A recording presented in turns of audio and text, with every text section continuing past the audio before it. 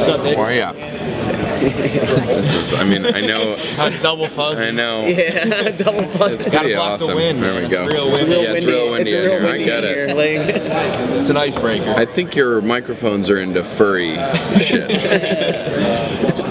They're gonna be fucking each other in like 5-10 minutes. His has been through a little bit more. Yeah, it looks like it. You just don't know what went on with the hotel. Oh, it's exciting. It's exciting. We don't gotta get into that. Hi guys.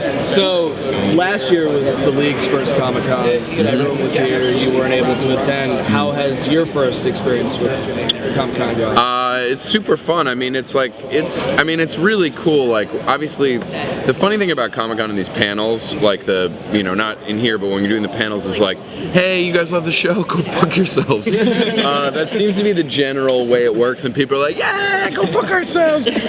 People seem pretty excited, even though like we kind of find the youngest child and focus on that child, and then tell everybody else their questions are stupid and that they're ugly, and people seem to enjoy it. But the truth is, it's pretty amazing to show up and have like 4,000 people or however many people are in that hall who really love the show and are fans. It's really cool. I mean, it's like, we shoot the show in LA in our little bubble, and occasionally we'll go out and we'll go on, do a little tour, we'll do something, and it's pretty amazing. It's like this little thing that we do for 4 or 5 months, and it's cool that people really kind of love the show. And watching a show live, when you do a TV show, you watch it in your house or you read Twitter, but you can't really feel people laughing. So being able to watch an episode with an audience and seeing where the laughs are is cool.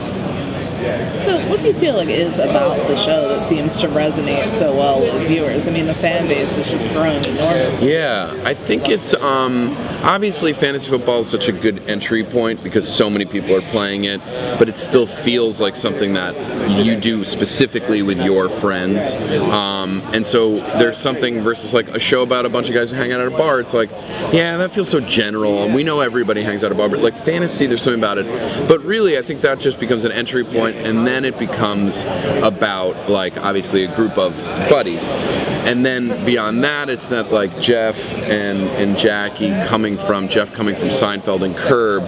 I think he has such a good facility to create like terms and language and things that people then relate to and can assume within their own league or within their own group of friends. So I think that and I feel like there's a lot of like what's crazy is that I have like 12-year-old kids come up to me like, I'm a big fan of the show because they play fantasy football or whatever, and then I have like my siblings, friends who are in their 40s and 50s being like, love the show, because it works from like parents to kids pretty effectively. Absolutely. I know they were talking yesterday too about kind of like it's almost like a resurgence of like the bro show.